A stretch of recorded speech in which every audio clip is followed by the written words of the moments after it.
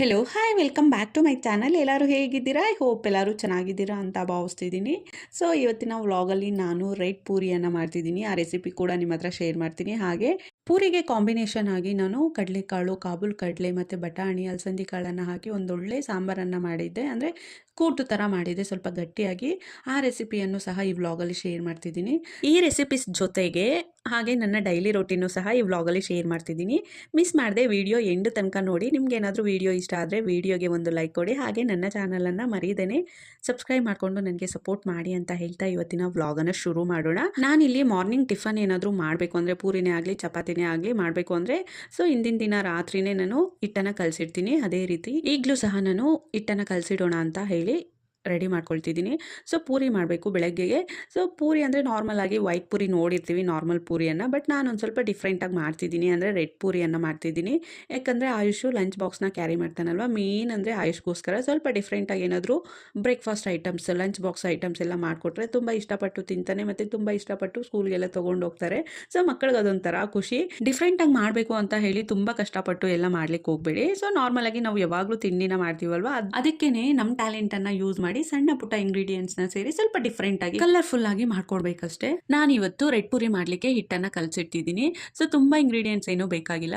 Just ಒಂದು beetroot ಇದ್ರೆ ಸಾಕು. ಅದು ಜಾಸ್ತಿ ಬೀಟ್ರೂಟು ಕೂಡ ಅವಶ್ಯಕತೆ ಇಲ್ಲ, ಒಂದು ಬೀಟ್ರೂಟ್ ಇದ್ರೆ ಸಾಕು, ಮೀಡಿಯಂ ಸೈಜಿಂದು. ಬೀಟ್ರೂಟ್ ಇಂದು ಮೇಲೆ ಸಿಪ್ಪೆನೆಲ್ಲ ಪೀಲ್ ಮಾಡ್ಕೊಂಡು ಆ ಬೀಟ್ರೂಟ್ ಅನ್ನ ಪೀಸಸ್ ಆಗಿ ಕಟ್ ಮಾಡ್ಕೊಂಡು ಮಿಕ್ಸಿ ಜಾರ್ಗೆ ಹಾಕೊಂಡು ಒಂದು ಸ್ವಲ್ಪ ನೀರನ್ನು ಕೂಡ ಸೇರಿಸಿ ಲೈಕ್ ಬೀಟ್ರೂಟ್ ಜ್ಯೂಸ್ ತರ ನಾವು ರುಬ್ಕೊಬೇಕು, ಅದನ್ನ ಗ್ರೈಂಡ್ ಮಾಡ್ಕೊಬೇಕು. ಸೊ ಆ ಜ್ಯೂಸ್ ಇರುತ್ತಲ್ವಾ, ಅದನ್ನೇ ಗೋಧಿ ಹಿಟ್ಟು, ಮೈದಾ ಹಿಟ್ಟು, ನೀವು ಯಾವ್ದ್ರಲ್ಲಿ ಪೂರಿನ ಮಾಡ್ತೀರಾ ಅದೇ ಹಿಟ್ಟನ್ನು ತಗೊಂಡು ಅದಕ್ಕೆ ಒಂದು ಸ್ವಲ್ಪ ಉಪ್ಪನ್ನು ಕೂಡ ಸೇರಿಸ್ಕೊಳ್ಳಿ, ಅಂದರೆ ಸಾಲ್ಟ್ನ ಸೇರಿಸ್ಕೊಂಡು ನಂತರ ನಾವು ರುಬ್ಕೊಂಡು ಇಟ್ಕೊಂಡಿರ್ತೀವಲ್ವ ಬೀಟ್ರೂಟ್ ಜ್ಯೂಸು, ಅದನ್ನು ಒಂದು ಚೂರು ಹಾಕ್ಕೊಂಡು ನೀಟಾಗಿ ಹಿಟ್ಟನ್ನು ಕಲಿಸ್ಕೊಳ್ಳಿ. ನಾರ್ಮಲ್ ಚಪಾತಿ ಹಿಟ್ಟು ಸ್ವಲ್ಪ ಸಾಫ್ಟಾಗಿ ಕಲಿಸ್ಕೊತೀವಿ, ಬಟ್ ಪೂರಿ ಹಿಟ್ಟನ್ನು ಗಟ್ಟಿಯಾಗಿ ಕಲಿಸ್ಕೊಬೇಕು. ಚಪಾತಿ ಹಿಟ್ಟಿನ ಅದಕ್ಕೆ ಕಲಿಸ್ಕೊಬೇಡಿ. ಕಲಸಿರುವಂತಹ ಹಿಟ್ಟನ್ನು ಚೆನ್ನಾಗಿ ನಾದ್ಕೊಬೇಕು. ಸೊ ಲಾಸ್ಟಿಗೆ ಒಂಚೂರು ಎಣ್ಣೆನ ಸವರಿ ಒಂದು ಬಾಕ್ಸ್ನಲ್ಲಿ ಹಾಕಿ ನಾನು ಫ್ರಿಜ್ನಲ್ಲಿ ಇಟ್ಕೊಳ್ತೀನಿ. ಮತ್ತು ನೆಕ್ಸ್ಟ್ ಡೇ ಮಾರ್ನಿಂಗು ಆಚೆ ತೆಗ್ದಿರ್ತೀನಿ, ಅಂದರೆ 1 ಅವರ್ ಹಾಫ್ ಆನ್ ಅವರ್ ಮುಂಚೆ ಆಚೆ ತೆಗೆದಿಟ್ಟು ನಂತರ ಪೂರಿಯನ್ನು ಲಟ್ಟಿಸ್ಕೊಂಡು ಸುಟ್ಕೊಳ್ತೀನಿ. ಸೊ ಈಗ ನೆಕ್ಸ್ಟ್ ಡೇ ಮಾರ್ನಿಂಗ್ ಆಗಿದೆ. ನಾನು ಆಲ್ರೆಡಿ ಫ್ರಿಜ್ನಲ್ಲಿ ಇಟ್ಟಿದ್ದೆ ಅಲ್ವಾ ಈ ಪೂರಿ ಹಿಟ್ಟಿಂದು ಬಾಕ್ಸು, ಅದನ್ನು ಆಚೆ ತೆಗೆದಿಟ್ಟಿದ್ದೀನಿ. ಫಸ್ಟಿಗೆ ನಾನಿಲ್ಲಿ ಕಾಳು ಸಾಂಬಾರು ಮಾಡೋಣ, ಅಂದರೆ ಲೈಕ್ ಕೂಟು ಥರ ಮಾಡೋಣ ಅಂತ ಹೇಳಿ ನಾನಿಲ್ಲಿ ಕುಕ್ಕರ್ಗೆ ಬಟಾಣಿ, ಕಡಲೆಕಾಳು, ಕಾಬೂಲ್ ಕಡಲೆ, ಅಲಸಂದಿ ಕಾಳು ಇಷ್ಟನ್ನು ಕೂಡ ನಾನು ರಾತ್ರಿನೇ ನೆನೆಸಿಟ್ಟಿದ್ದೆ. ಸೊ ಅಷ್ಟನ್ನು ಕೂಡ ನಾನು ಈಗ ಕುಕ್ಕರ್ಗೆ ಹಾಕಿಡ್ತಿದ್ದೀನಿ. ಒಂದು ಸ್ವಲ್ಪ ಜಾಸ್ತಿ ಆಗಿತ್ತು, ಹಾಗಾಗಿ ಒಂದು ಬಾಕ್ಸ್ಗೆ ಹಾಕಿ ಮತ್ತೆ ಫ್ರೀಜರ್ನಲ್ಲಿ ಇಡ್ತಿದ್ದೀನಿ. ಈ ರೀತಿ ನೆನೆಸಿರುವಂತಹ ಕಾಳೇನಾದರೂ ಮಿಕ್ಕಿದ್ರೆ ಸೊ ಒಂದು ಬಾಕ್ಸ್ಗೆ ಹಾಕಿ, ಅಂದರೆ ಏರ್ ಕಂಟೈನರ್ ಬಾಕ್ಸ್ಗೆ ಹಾಕಿ ಫ್ರೀಜರ್ನಲ್ಲಿ ಇಡಿ. ತುಂಬ ದಿನ ಇರುತ್ತೆ, ಅಂದರೆ ಹಾಳಾಗ್ದೇ ಇರುತ್ತೆ, ತುಂಬ ಚೆನ್ನಾಗಿರುತ್ತೆ. ಮತ್ತೆ ಫ್ರೀಜರ್ ನಲ್ಲಿ ಇಟ್ಟಿರ್ತೀವಲ್ವಾ, ಆ ಕಾಳನ್ನ ಯೂಸ್ ಮಾಡ್ಕೊಬೇಕಂದ್ರೆ ನಾವು 1 ಅವರ್ ಮುಂಚೆನೆ, ಅಂದ್ರೆ ಅಡುಗೆ ಮಾಡಬೇಕು ಅನ್ನುವಾಗ 1 ಅವರ್ ಮುಂಚೆನೆ ನಾವು ಆಚೆ ತೆಗೆದಿಟ್ಟು ರೂಮ್ ಟೆಂಪರೇಚರ್ ಬಂದ ಮೇಲೆ ನಾವು ಅದನ್ನ ಯೂಸ್ ಮಾಡ್ಕೊಬೇಕು. ಡೈರೆಕ್ಟ್ ಫ್ರೀಜರ್ ನಿಂದ ಆಚೆ ತೆಗೆದಿದ ತಕ್ಷಣ ಆ ಕಾಳನ್ನ ಯೂಸ್ ಮಾಡ್ಕೊಬಾರ್ದು. ಅಡುಗೆಗೆ ಅದನ್ನ ಹಾಕಿದ್ರು ಕೂಡ ಆ ಕಾಳೆಲ್ಲ ಬೇಯೋದಿಲ್ಲ, ಅಂದ್ರೆ ಕುಕ್ ಆಗೋದಿಲ್ಲ. ಇದು ನೆನಪಲ್ಲಿ ಇಟ್ಕೊಳ್ಳಿ. ಸೊ ಹಾಗೆ ಇಲ್ಲಿ ನಾನು ಸಾಂಬಾರ್ಗೆ ಮಸಾಲೆ ರುಬ್ಕೊಳ್ತಿದ್ದೀನಿ. ಮಸಾಲೆಗೆ ಕಾಯಿ, ಹಸಿ ಕಾಯಿ, ಈರುಳ್ಳಿ, ಬೆಳ್ಳುಳ್ಳಿ, ಶುಂಠಿ, ಕೊತ್ತಂಬರಿ, ಪುದೀನ, 2 ಟೊಮ್ಯಾಟೊ, ಚಕ್ಕೆ, ಲವಂಗ, ಗಸಗಸೆ, ಕಡಲೆಪಪ್ಪು, 1 ಏಲಕ್ಕಿ, ಸೋಂಪು, ಅದ್ರ ಜೊತೆಗೆ ಒಂದು ಸ್ವಲ್ಪ ಹುಣಸೆಹಣ್ಣು ಸಹ ಸೇರಿಸ್ಕೊಂಡಿದ್ದೀನಿ. ಕಾಳು ಸಾಂಬಾರು ಅಂದರೆ ಒಂಚೂರು ಹುಣಸೆಹಣ್ಣು ಹಾಕೊಳ್ಳಿ, ತುಂಬಾ ಚೆನ್ನಾಗಿರುತ್ತೆ. ಇಷ್ಟನ್ನು ಸೇರಿಸಿ ಮಸಾಲೆ ರುಬ್ಕೊಳ್ಳೋಣ. ಹಾಗೆ ನಾನಿಲ್ಲಿ ಇವತ್ತು ಡಿಟಾಕ್ಸ್ ಡ್ರಿಂಕ್ ಮಾಡಲಿಕ್ಕೆ ಶುಂಠಿಯನ್ನು ಜಜ್ಕೊಳ್ತಿದ್ದೀನಿ. ಸೊ ನೀರಿಗೆ ಈಗ ಶುಂಠಿಯನ್ನು ಹಾಕಿ ಚೆನ್ನಾಗಿ ಬಾಯ್ಲ್ ಮಾಡ್ಕೊಬೇಕು. ಅದು ಬಾಯ್ಲ್ಡ್ ಆಗೋಷ್ಟರಲ್ಲಿ ಇಲ್ಲಿ ನೋಡಿ ಕಾಳೆಲ್ಲ ಬೆಂದಿದೆ. ರುಬ್ಕೊಂಡಿದ್ವಲ್ವ ಮಸಾಲೆ, ಅದರಲ್ಲಿ ಅರ್ಧ ನಾನು ಆಲ್ರೆಡಿ ಕುಕ್ಕರಲ್ಲಿ ಹಾಕಿದ್ದೀನಿ.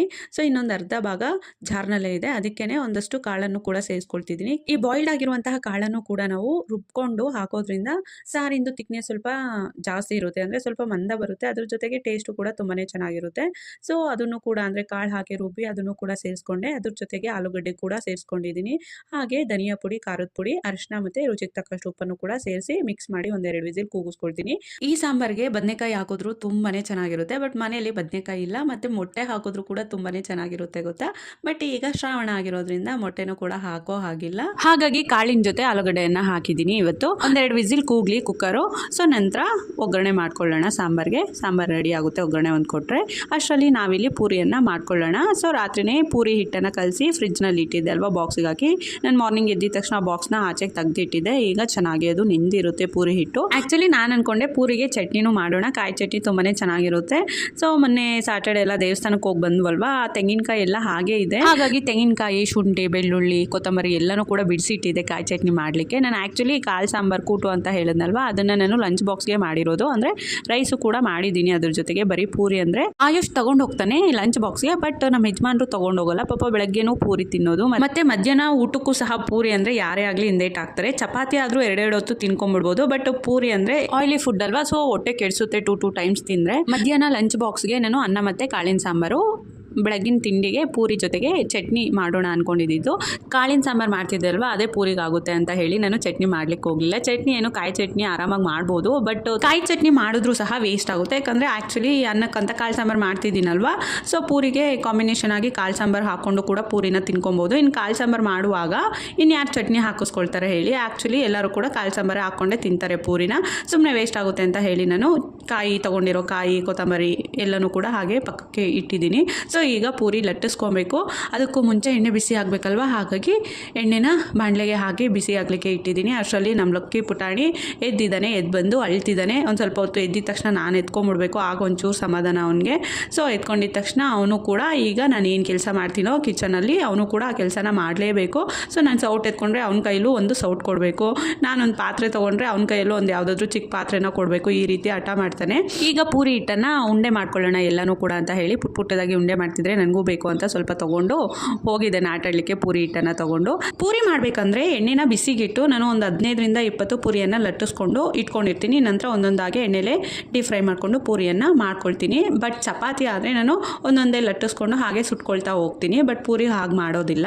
ಸೊ ಈ ರೀತಿ ಒಂದೇ ಸಲಕ್ಕೆ ಕಲಸಿರೋ ಹಿಟ್ಟನ್ನೆಲ್ಲ ಉಂಡೆ ಮಾಡಿಕೊಂಡು ಪೂರಿಯನ್ನು ಲಟ್ಟಿಸ್ಕೊಂಡ್ಬಿಡ್ತೀನಿ. ನಾನು ಆಲ್ಮೋಸ್ಟು ಒಂದು 20-25 ಪೂರಿಯನ್ನು ಮಾಡ್ಕೊಳ್ತೀನಿ. ಆಯುಷು 2 ಬಾಕ್ಸ್ನ ಕ್ಯಾರಿ ಮಾಡ್ತಾನೆ. ಸೊ ದೋಸೆ, ಪಡ್ಡು ಮತ್ತು ಚಪಾತಿ ಪೂರಿ ಮಾಡಿದಾಗ ಅವ್ರ ಫ್ರೆಂಡ್ಸ್ಗೂ ಕೂಡ ಇಷ್ಟ ಅಂತ ಹೇಳಿ 2 ಬಾಕ್ಸ್ನ ಕ್ಯಾರಿ ಮಾಡ್ತಾನೆ. ಸೊ ಹಾಗಾಗಿ 20-25 ಪೂರಿಯನ್ನು ಮಾಡ್ಕೊಳ್ತೀನಿ. ಅಷ್ಟೇ ಸಾಕಾಗುತ್ತೆ. ನಾನು ಮತ್ತು ನಮ್ಮ ಯಜಮಾನರು ಬರೀ ತಿಂಡಿಗೆ ಮಾತ್ರ ಮಾರ್ನಿಂಗ್ ತಿನ್ಕೊಳ್ತೀವಿ ಅಷ್ಟೇ, ಮಧ್ಯಾಹ್ನಕ್ಕೆಲ್ಲ ಅನ್ನ ಸಾಂಬಾರೇ ತಿನ್ಕೊಳ್ತೀವಿ. ಪೂರಿ ನೋಡಿ ನಾವು ಡೀಪ್ ಫ್ರೈ ಮಾಡ್ಕೊಳ್ತಿದ್ರೆ ಎಷ್ಟು ಚೆಂದ ಉಬ್ಬಿ ಬರ್ತಿದೆ. ಈ ಪೂರಿ ಮಾಡ್ಕೊಳ್ಳೋ ಗುಟ್ಟು ಹಿಟ್ಟನ್ನು ಕಲಿಸ್ತೀವಲ್ವ ಅದರಲ್ಲಿದೆ. ಸೊ ನಾವು ಹಿಟ್ಟನ್ನು ಹೇಗೆ ಕಲಿಸ್ತೀವೋ, ಹೇಗೆ ನಾದಿ ಚೆನ್ನಾಗಿ ಕಲಿಸ್ತೀವೋ ಅಷ್ಟು ಚೆನ್ನಾಗಿ ಪೂರಿ ಬರುತ್ತೆ ನಮಗೆ. ಸೊ ಫಸ್ಟಿಗೆಲ್ಲ ನಾನು ಪೂರಿಯನ್ನು ಹೇಗೆ ಮಾಡ್ತಿದ್ದೆ ಗೊತ್ತಾ, ಲೈಕ್ ಹಪ್ಪಳ ರೀತಿ ಇರ್ತಿತ್ತು, ಒಂದು ಸ್ವಲ್ಪನೂ ಉಬ್ಬಿ ಬರ್ತಿರ್ಲಿಲ್ಲ, ಅದ್ರ ಜೊತೆಗೆ ಸಾಫ್ಟು ಕೂಡ ಇರ್ತಿರ್ಲಿಲ್ಲ. ತೇಟ್ ಹಪ್ಪಳ ಹೇಗಿರುತ್ತೋ ಕರಮ್ ಅನ್ನೋ ಥರ ಆ ರೀತಿ ಮಾಡ್ತಿದ್ದೆ ಪೂರಿಯನ್ನು. ಅಂದರೂ ರೇರು ನಾನು ಮಾಡ್ತಿದ್ದು. ಆಗ ಪೂರಿಗೆ ಆಗಲಿ ಚಪಾತಿಗೆ ಆಗಲಿ ನಾನು ಗೋಧಿ ಹಿಟ್ಟನ್ನು ಯೂಸ್ ಮಾಡ್ತಿರ್ಲಿಲ್ಲ, ಬರೀ ಮೈದಾವನ್ನೇ ಯೂಸ್ ಮಾಡ್ತಿದ್ದೆ. ಸೊ ಅಷ್ಟಾಗಿ ಚೆನ್ನಾಗೇ ಬರ್ತಿರ್ಲಿಲ್ಲ ಗೊತ್ತಾ. ಅಂದರೆ ಚಪಾತಿ ಚೆನ್ನಾಗಿ ಬರ್ತಿತ್ತು, ಬಟ್ ಪೂರಿ ಮಾತ್ರ ತುಂಬ ಸಲ ಫ್ಲಾಪ್ ಆಗಿದೆ. ಸೊ ಬಟ್ ಈಗಂತೂ ಪರ್ಫೆಕ್ಟಾಗಿ ಚಪಾತಿ ಪೂರಿ ಎಲ್ಲನೂ ಕೂಡ ಮಾಡ್ತೀನಿ. ಸೊ ಈಗ ಯಜಮಾನರು ಮತ್ತು ಆಯುಷ್ ಇಬ್ಬರು ಕೂಡ ಹೊರಟರು. ಈಗ ಕಿಚನ್ ಒಂದು ಸ್ವಲ್ಪ ಕ್ಲೀನ್ ಮಾಡ್ಕೊಳ್ಳೋಣ ಅಂತ ಹೇಳಿ ಚಟ್ನಿ ಮಾಡಲಿಕ್ಕೆ ಕಾಯಿ ಎಲ್ಲ ತೆಗೆದಿಟ್ಟಿದ್ನಲ್ವ ಅದನ್ನೆಲ್ಲ ಮತ್ತೆ ಫ್ರಿಜ್ಗೆ ಎತ್ತಿಡ್ತಿದ್ದೀನಿ. ಹಾಗೆ ಉಳಿದಿರುವಂತಹ ಸಾಂಬಾರನ್ನ ಒಂದು ಚಿಕ್ಕ ಪಾತ್ರೆಗೆ ಹಾಕಿ ಎತ್ತಿಡ್ತಿದ್ದೀನಿ. ಹಾಗೆ ಅನ್ನ ಕುಕ್ಕರ್ ತುಂಬ ಹಾಗೆ ಇದೆ. ನಮ್ಮ ಯಜಮಾನರು ಲಂಚ್ ಬಾಕ್ಸ್ಗೆ ಮಾತ್ರ ಒಂದು ಸ್ವಲ್ಪ ಹಾಕಿದ್ದಲ್ವ, ಕುಕ್ಕರಲ್ಲಿ 3/4 ಭಾಗ ಅನ್ನ ಹಾಗೆ ಇದೆ. ಸೊ ಹಾಗಾಗಿ ಕುಕ್ಕರ್ನ ಹಾಗೆ ಇಡ್ತಿದ್ದೀನಿ. ಏನಾದರೂ ಅರ್ಧಂಬರ್ಧ ಅನ್ನ ಖಾಲಿಯಾಗಿದ್ರೆ ಅದನ್ನು ಸಹ ಒಂದು ಚಿಕ್ಕ ಪಾತ್ರೆಗೆ ಅನ್ನವನ್ನು ಹಾಕ್ಕೊಂಡು ಆ ಕುಕ್ಕರ್ನೂ ಸಹ ತೊಳಿಲಿಕ್ಕೆ ಹಾಕ್ತಿದ್ದೆ. ಹಾಗೆ ತೊಳೆಯುವಂಥ ಪಾತ್ರೆನೆಲ್ಲ ನಾನು ಸಿಂಕ್ಗೆ ತುಂಬಿಸಿ ಈಗ ಕೌಂಟರ್ ಟಾಪ್ನ ಸ್ಟವ್ನ ಎಲ್ಲನೂ ಕೂಡ ಒಂದ್ಸಲ ವೈಪಿಂದ ನೀಟಾಗಿ ಕ್ಲೀನ್ ಮಾಡಿಕೊಂಡೆ. ಸೊ ಈಗ ಲಕ್ಕಿಗೆ ಹಾಲು ಕುಡಿಸ್ಬೇಕು. ಹಾಗೆ ನಾನು ಕೂಡ ಬೆಳಗ್ಗೆ ಡಿಟಾಕ್ಸ್ ಡ್ರಿಂಕನ್ನು ಮಾಡ್ಕೊಂಡಿದ್ದೆ ಅಲ್ವಾ, ಕುಡಿಲಿಕ್ಕೆ ಆಗಲಿಲ್ಲ. ಸೊ ಎರಡೂ ಕೂಡ ಬಿಸಿ ಆಗಲಿಕ್ಕೆ ಇಡ್ತಿದ್ದೀನಿ. ಬೆಳಗ್ಗೆ ಕಾಫಿ ಮಾಡೋದಕ್ಕೂ ಮುಂಚೆ ಲಕ್ಕಿಗೋಸ್ಕರ ಚೆನ್ನಾಗಿ ಹಾಲನ್ನು ಕಾಯಿಸಿ ಒಂದು ಸ್ವಲ್ಪ ಶುಗರ್ನ ಆ್ಯಡ್ ಮಾಡ್ತಿದ್ದೀನಿ. ಇತ್ತೀಚೆಗೆ ಒಂಚೂರು ಲೈಟಾಗಿ ಶುಗರ್ನ ಆ್ಯಡ್ ಮಾಡಿ ಚೆನ್ನಾಗಿ ಕಾಯಿಸಿ ಒಂದು ಗ್ಲಾಸಲ್ಲಿ ಹಾಕಿ ಸೈಡ್ಗೆ ಎತ್ತಿಡ್ತೀನಿ. ಯಾಕಂದರೆ ಲಕ್ಕಿ ಎದ್ದೇಳೋದು ಸ್ವಲ್ಪ ಲೇಟ್ ಆಗುತ್ತೆ. ಅದ್ರ ಜೊತೆಗೆ ಆಯುಷು ಮತ್ತು ನಮ್ಮ ಯಜಮಾನರು ತಿಂಡಿನ ತಿಂತಾರಲ್ವ, ಅವ್ರ ಜೊತೆ ಒಂಚೂರು ತಿಂಡಿನ ತಿನ್ಕೊಳ್ತಾನೆ. ಹಾಗಾಗಿ ಬೆಳಗ್ಗೆ ಎದ್ದಿದ ತಕ್ಷಣ ಹಾಲನ್ನು ಕುಡಿಸೋದಿಲ್ಲ ಅವನಿಗೆ. ಮಾರ್ನಿಂಗ್ ಅವ್ರ ಜೊತೆ ಒಂಚೂರು ತಿಂಡಿನ ತಿನ್ಕೊಂಡಿರ್ತಾನಲ್ವ, ಅದಾಗಿದ್ದು ಒಂದು ಹಾಫ್ ಆನ್ ಅವರ್ಗೆ ಅಂದರೆ 8:30, 8:45 ಇಲ್ಲಾಂದರೆ 9 ಗಂಟೆ ಹಾಗೆ ನಾನು ಲಕ್ಕಿಗೆ ಹಾಲನ್ನು ಬಿಸಿ ಮಾಡಿ ಕುಡಿಸ್ತೀನಿ. ಸೊ ಹಾಲು ಬೆಳಗ್ಗೆನೇ ಕಾಯಿಸಿ ಎತ್ತಿಟ್ಟಿರ್ತೀನಲ್ವ, ಪೂರ ತಣ್ಣಗಾಗಿರುತ್ತೆ. ಸೊ ತಣ್ಣಗಾಗಿರೋ ಹಾಲನ್ನು ಕುಡಿಸಿದ್ರೆ ಅಷ್ಟಾಗಿ ಚೆಂದ ಕುಡಿಯೋದಿಲ್ಲ. ನಾರ್ಮಲಾಗಿ ಅವನು ಹಾಲೇ ಕುಡಿಯೋದಿಲ್ಲ, ಅದರಲ್ಲಿ ತಣ್ಣಗಿರೋ ಹಾಲಂದರೆ ಮೊದಲೇ ಕುಡಿಯೋದಿಲ್ಲ. ಹಾಗಾಗಿ ಲೈಟಾಗಿ ಬಿಸಿ ಮಾಡ್ಕೊಳ್ತೀನಿ. ಅದೇ ಗ್ಲಾಸ್ನ ಇಟ್ಟು ಲೈಟಾಗಿ ಬಿಸಿ ಮಾಡಿಕೊಂಡು ಅದನ್ನು ಹಾಲಿನ ಬಾಟಲ್ ಒಳಗಡೆ ಹಾಕಿ ಲಕ್ಕಿಗೆ ಕುಡಿಸ್ತೀನಿ. ಹಾಗೆ ನನ್ನ ಡಿಟಾಕ್ಸ್ ಡ್ರಿಂಕು ಸಹ ನಾನು ಒಂದು ಗ್ಲಾಸ್ಗೆ ಹಾಕ್ಕೊಂಡಿದ್ದೀನಿ. ಎರಡೂ ಕೂಡ ಸ್ವಲ್ಪ ಬಿಸಿನೇ ಇದೆ. ಸೊ ಅದೊಂಚೂರು ತಣ್ಣಗಾಗಲಿ ಅಂತ ಹೇಳಿ ನಾನಿಲ್ಲಿ ರಾತ್ರಿ ತೊಳೆದಿರುವಂತಹ ಪಾತ್ರೆ, ಪ್ಲೇಟ್ಸು ಎಲ್ಲನೂ ಕೂಡ ಹಾಗೆ ಇತ್ತು ಟಬ್ಬಲ್ಲಿ, ಅದನ್ನೇ ಜೋಡಿಸ್ಕೊಳ್ತಿದ್ದೀನಿ.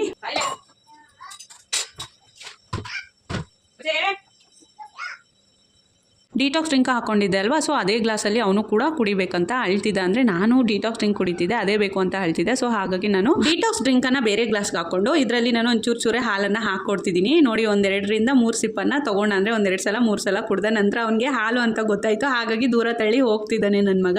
ಎಷ್ಟು ಚಾಲಾಕಿದ್ದಾನೆ ನೋಡಿ. ಆಗೋ ಈಗ ಲಕ್ಕಿಗೆ ಹಾಲನ್ನು ಕುಡಿಸ್ದೆ. ನಂತರ ರಂಗೋಲಿ ಹಾಕೋಣ ಅಂತ ಗೇಟ್ ಹತ್ರ ಬಂದರೆ ನೋಡಿ, ಎಗ್ನ ಮತ್ತೆ ಮಣ್ಣನ್ನೆಲ್ಲ ತೆಗ್ದಿದೆ. ಇಲ್ಲಿ ಟೇಬಲ್ ರೋಸ್ ಒಂದು ಹಾಕಿದೆ. ಟಬ್ಬಲ್ಲಿ ನಾನು ಪುದೀನ ಮತ್ತು ಟೇಬಲ್ ರೋಸ್ ಎರಡೂ ಕೂಡ ಬೆಳೆದಿತ್ತು.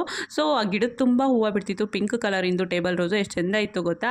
ಅದನ್ನೆಲ್ಲ ಪೂರ ತೆಗ್ದೇ ಬಿಟ್ಟಿದೆ ಆ ಎಗ್ನ.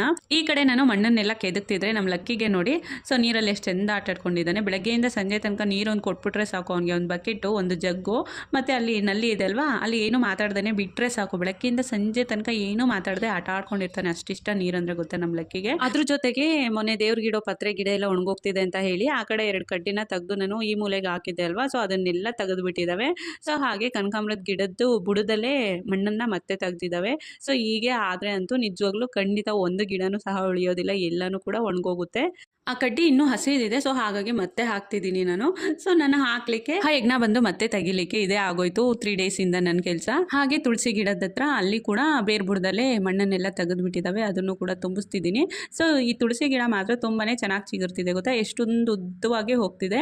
ಸೊ ದೇವ್ರ ಪೂಜೆಗೆಲ್ಲ ಸಿಗುತ್ತೆ ಒಂದಷ್ಟು ತುಳಸಿ ಎಲೆ ಎಲ್ಲ. ಹಾಗೆ ಈ ಕಡೆ ಎಲ್ಲ ನೋಡ್ತಿದ್ದೀನಿ ಮತ್ತೆ ಎಲ್ಲಾದರೂ ಮಣ್ಣನ್ನು ತೆಗ್ದಿದ್ದಾವೆ ಅಂತ. ಇಲ್ಲ, ಅಲ್ಲೆಲ್ಲ ತೆಗ್ದಿಲ್ಲ, ಬರೀ ತುಳಸಿ ಗಿಡದ ಹತ್ರ ಮತ್ತು ಈ ಪುದೀನ ಹಾಕಿದ್ನಲ್ವ ಆ ಪಾಟಲ್ಲಿ ತೆಗ್ದಿದ್ದಾವಷ್ಟೇ. ಸೊ ಹಾಗೆ ನೀರನ್ನೆಲ್ಲ ಒಂಚೂರು ಹಾಕ್ತಿದ್ದೀನಿ ಗಿಡಕ್ಕೆ.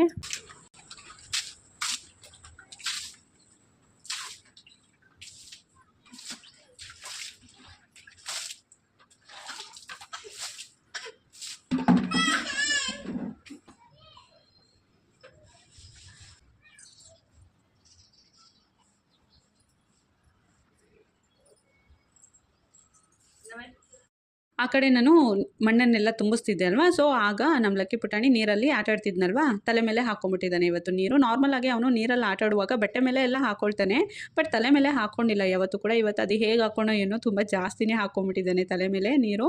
ಸೊ ಹಾಗೆ ಬಿಟ್ಟರೆ ಮತ್ತೆ ಕೋಲ್ಡ್ ಆಗುತ್ತಲ್ವ, ಹಾಗಾಗಿ ಚೆನ್ನಾಗಿ ಉಜ್ಜಿ ಮತ್ತೆ ಬಟ್ಟೆನೆಲ್ಲ ಚೇಂಜ್ ಮಾಡಿ ಈಗ ರಂಗೋಲಿ ಹಾಕಲಿಕ್ಕೆ ಕೂತಿದ್ದೀನಿ. ಲಕ್ಕಿಗೆ ಈಗ 9:30 ಆಗಿದೆ. ಸೊ 3ನೇ ಜೊತೆ ಬಟ್ಟೆ ನಾನು ಇವತ್ತು ಚೇಂಜ್ ಮಾಡಿರೋದು. ಮಾರ್ನಿಂಗ್ ಎದ್ದಿದ ತಕ್ಷಣ ಏನು ಮಾಡ್ತಾನೆ ಗೊತ್ತಾ, ಈ ಬಿಸ್ಲೇರಿ ಕ್ಯಾನ್ ಇದಲ್ವಾ, ಅದು ಟ್ಯಾಪ್ನ ಆನ್ ಮಾಡೋದು ಕಲ್ತ್ಕೊಂಡ್ಬಿಟ್ಟಿದ್ದಾನೆ. ಸೊ ಕೆಳಗಡೆ ಸ್ವಲ್ಪ ಪ್ರೆಸ್ ಮಾಡಿದ್ರೆ ನೀರು ಬರುತ್ತೆ. ಬರೀ ನಾವು ಮೇಲಕ್ಕೆತ್ತಿ ನೀರನ್ನು ಇಟ್ಕೊಳ್ತೀವಿ, ಬಟ್ ಅದು ಕೆಳಗಡೆ ಪ್ರೆಸ್ ಮಾಡಿದ್ರು ಕೂಡ ನೀರು ಬರುತ್ತೆ. ಗ್ಲಾಸ್ ತೊಗೊಂಡು ಹೋಗ್ತಾನೆ, ಕೆಳಗಡೆ ಪ್ರೆಸ್ ಮಾಡಿಕೊಂಡು ಅದು ಟ್ಯಾಪ್ನ ನೀರು ಇಟ್ಕೊಂಡ್ಬಂದು ಏನು ಮಾಡ್ತಾನೆ ಅಂದರೆ ಹಾಲಲ್ಲಿ ಚೆಲ್ತಾನೆ. ಆ ನೀರು ಅಂದರೆ ತುಂಬಾ ಇಷ್ಟ ಲಕ್ಕಿಗೆ, ಅದೇನೋ ಗೊತ್ತಿಲ್ಲ. ಸೊ ನೀರನ್ನು ಹಾಲಲ್ಲಿ ಚೆಲ್ಲಿ ನಂತರ ಅದ್ರ ಮೇಲೆ ಎಲ್ಲ ಒದ್ಲಾಡೋದು, ಆ ಕಡೆಯಿಂದ ಈ ಕಡೆ, ಈ ಕಡೆಯಿಂದ ಆ ಕಡೆ. ಅವನಿಗೆ ಅದಂದರೆ ತುಂಬ ಇಷ್ಟ ಆ ರೀತಿ ಮಾಡೋದಂದರೆ. ಅದೆಷ್ಟು ಅದೇ ತಿಂತಾನೆ ಗೊತ್ತಾ ದಿನಕ್ಕೆ ಈ ರೀತಿ ಮಾಡೋದ್ರಿಂದ. ಖುಷಿ ಏನದ? ಖುಷಿ ಹೇಳು ಮಗನ ಏನದ? ಇಲ್ಲಿ ನೋಡು ಅಮ್ಮ ಕಡೆ ಏನದ? ಖುಷಿ ಅಮ್ಮ ಕಡೆ ನೋಡು ಏನು ಮಗನ ಅದು? ಸೂಪರಾ? ಹಾಂ ಸೂಪರ್. ಏನದು ಮಗನ? ಏನದು? ಹ್ಞೂ ಸೂಪರ್. ಹಿಂಗಂದ್ರೆ ಸೂಪರಾ? ಹ್ಞೂ. ಏನು ಮಗನ ಅದು? ನೋಡಿದ್ರಾ ನಮ್ಮ ಲಕ್ಕಿ ಎಷ್ಟು ಚೆಂದ ಕೇಕು ಅಂತ ಕರಿತಾನೆ. ಸೊ ಕ್ಯೂಟಾಗಿರುತ್ತೆ ಅವ್ನು ಮಾತಾಡುವಾಗ. ಹಾಗೆ ನಾನು ಹೇಳ್ತಿದ್ನಲ್ವ, ಮಾರ್ನಿಂಗು ಅದೇ ನೀರು ಹಾಲಲ್ಲಿ ತೊಗೊಂಬಂದು ಚೆಲ್ಲಿ ಅದ್ರ ಮೇಲೆ ಎದ್ದು ಒದ್ದಾಡಿ ಬಟ್ಟೆನ ಆಗೊಂದ್ಸಲ ಚೇಂಜ್ ಮಾಡಿದೆ. ಹಾಗೆ ಹಾಲು ಕುಡಿಸುವಾಗ ಹಾಲೆಲ್ಲ ಚೆಲ್ಕೊಳ್ತಾನಲ್ವ, ಅದೊಂಚೂರು ಸ್ಮೆಲ್ ಬರುತ್ತೆ. ಸೊ ಹಾಲು ಕುಡಿಸ್ದಾಗೆಲ್ಲ ಬಟ್ಟೆನ ಚೇಂಜ್ ಮಾಡ್ತೀನಿ. ಮತ್ತು ನೀರಲ್ಲಿ ಆಟ ಆಡ್ದೆ ಅಲ್ವಾ ರಂಗೋಲಿ ಹಾಕುವಾಗ ಆಗೊಂದ್ಸಲ ಚೇಂಜ್ ಮಾಡಿದ್ದೀನಿ. ಮತ್ತು ಈಗ ಕೇಕ್ ತಿನ್ನುವಾಗಲೂ ಅಷ್ಟೇ ಏನಾದರೂ ಉಜ್ಕೊಂಡ್ರೆ ಮತ್ತೆ ಚೇಂಜ್ ಮಾಡಬೇಕು. ಇದೇ ರೀತಿ ದಿನಕ್ಕೆ ಏನಿಲ್ಲ ಅಂದರೂ ಒಂದು 4ರಿಂದ 5 ಜೊತೆ ಬಟ್ಟೆ ಅಂತೂ ಖಂಡಿತ ಬಿಚ್ಚುತ್ತಾನೆ. ಅದು ಬರೀ ಶರ್ಟು ಚಡ್ಡಿ ಅಂತೂ ಲೆಕ್ಕಕ್ಕೆ ಇಲ್ಲ ಬಿಡಿ. ಏನಮ್ಮ ಏನು ಖುಷಿ? ಯಾಕೆ ಆಗುತ್ತೆ ಹಾಕೋ ಮಮ್ಮಿ. ಖುಷಿ ಆ ಚಪ್ಪಲಿ ಬಾಂದ್ರೆ ಬರುತ್ತಾ ಅದು? ನೀನು ಅಲ್ಲಿ ಗಾಡಿ ಮೇಲೆ ಕುತ್ಕೊಂಡು ಚಪ್ಪಲಿಗೆ ಬಾಂದ್ರೆ ಬರುತ್ತಾ ಖುಷಿ? ಅದೇನು ಅಮ್ಮನ ಬರಲಿಕ್ಕೆ? ಹಾಕೋ ಮಗನೆ. ಇಲ್ಲ ಹಾಕೋ ಚಪ್ಪಲಿ ನೋಡಿ ಹಾಕೋ. ಇಲ್ಲ ಹಾಕೋ ಮಗನೆ. ಎಲ್ಲ ಮೊಂಡಾಟಗಳೇ ಆಡೋದು ನೀನು. ಅಲ್ಲ ಗಾಡಿ ಮೇಲೆ ಕುತ್ಕೊಂಡು ಚಪ್ಪಲಿನ ಬಾ ಅಂದರೆ ಕಾಲಕ್ಕೆ ಬರುತ್ತೆ ಅದು. ಖುಷಿ ಮಗನೆ ಎದೇಳು ಖುಷಿ ಮಗನೆ. ಇಲ್ಲ ಅಮ್ಮ ಕಡೆ ನೋಡು ಚಿನ್ನಾರಿ ಮುದ್ದು ಬಂಗಾರಿ. ಅಮ್ಮ ಕಡೆ ನೋಡುದಾ? ಇಲ್ಲಕ್ಕೆ ಅಕ್ಕಿ ಮಗನೇ ನೋಡ್ಮ ಕೋಪ ಮಾಡ್ಕೊಂಡಿದ್ಯಾ ಚಿನ್ನಿ ನೀನು ಅಮ್ಮ ಮೇಲೆ. ಈಗಂತೂ ಒಳ್ಳೆ ಕಾಮಿಡಿ ಗೊತ್ತಾ. ಸೊ ಗಾಡಿ ಮೇಲೆ ಕೂತ್ಕೊಂಡು ಲಕ್ಕಿ ಚಪ್ಪಲಿ ಹಾಕ್ಕೊಂಡು ಆ ಕಡೆಯಿಂದ ಈ ಕಡೆಗೆ ಈ ಕಡೆಯಿಂದ ಆ ಕಡೆಗೆ ಹೋಗ್ತಿದ್ನ. ಆಗ ಒಂದು ಚಪ್ಪಲಿ ಬಿಚ್ಕೊಂಡ್ಬಿಡ್ತು. ಸೊ ಅದನ್ನು ಕರಿತಿದ್ದಾನೆ, ಕಾಲಲ್ಲೇ ಕರಿತಿದ್ದಾನೆ. ಅದು ಚಪ್ಪಲಿ ಬರುತ್ತಾ, ಸೊ ಅದು ಅಲ್ಲೇ ಇರೋ ಜಾಗದಲ್ಲೇ ಚಪ್ಪಲಿ ಇತ್ತಲ್ವ, ಹಾಗಾಗಿ ಅಳ್ತಾ ಗಾಡಿಯಿಂದ ಕೆಳಗಡೆ ಇಳಿದು ನೋಡಿ ಹಠ ಮಾಡ್ತಿದ್ದಾನೆ ನನ್ನ ಮಗ.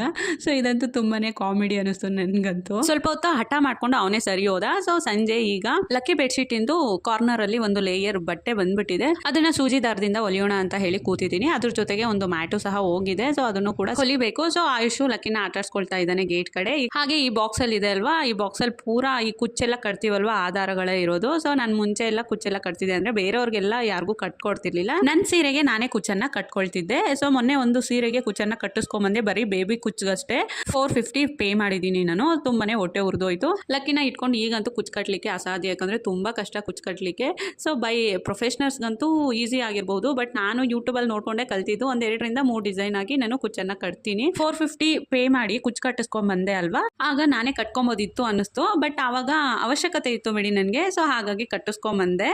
ಸೊ ನಾನೊಂದು 3 ಸೀರೆಗೆ ಹಾಕೊಂಡಿದ್ದೀನಿ ಕುಚ್ಚು. ಯಾವಾಗಲಾದರೂ ತೋರಿಸ್ತೀನಿ, ಅಂದರೆ ನೆನಪಿರಲ್ಲ ನನಗೆ ಈ ವಿಡಿಯೋ ಎಲ್ಲ ಮಾಡಿದಾಗ. ನೆನಪಾದಾಗ ನಾನು ಯೂಟ್ಯೂಬಲ್ಲಿ ನೋಡಿಕೊಂಡು ಕಲ್ತ್ಕೊಂಡು ಯಾವ ರೀತಿ ಕುಚ್ಚನ್ನು ಕಟ್ಕೊಂಡಿದ್ದೀನಿ ಅನ್ನೋದನ್ನ ನಿಮಗೆ ವಿಡಿಯೋದಲ್ಲಿ ಶೇರ್ ಮಾಡ್ತೀನಿ. ಸೊ ಇದಿಷ್ಟು ಇವತ್ತಿನ ವ್ಲಾಗ್. ಈ ವಿಡಿಯೋನ ನಾನು ಇಲ್ಲಿಗೆ ಎಂಡ್ ಮಾಡ್ತಿದ್ದೀನಿ. ಐ ಹೋಪ್ ಎಲ್ಲರಿಗೂ ಸಹ ಈ ವಿಡಿಯೋ ಇಷ್ಟ ಆಗಿರುತ್ತೆ ಅಂತ ಭಾವಿಸ್ತಿದ್ದೀನಿ. ಯಾರಿಗೆಲ್ಲ ಈ ವಿಡಿಯೋ ಇಷ್ಟ ಆಗಿದೆಯೋ ಹಾಗೆ ವಿಡಿಯೋಗೆ ಒಂದು ಲೈಕ್ ಕೊಡಿ. ಹಾಗೆ ಮಿಸ್ ಮಾಡದೆ ನನ್ನ ಚಾನಲನ್ನು ಸಬ್ಸ್ಕ್ರೈಬ್ ಮಾಡ್ಕೊಳ್ಳೋ ಮುಖಾಂತರ ನನಗೆ ಪ್ಲೀಸ್ ಸಪೋರ್ಟ್ ಮಾಡಿ ಅಂತ ಹೇಳ್ತಾ ಎಲ್ಲರಿಗೂ ಕೂಡ thank you so much. Bye.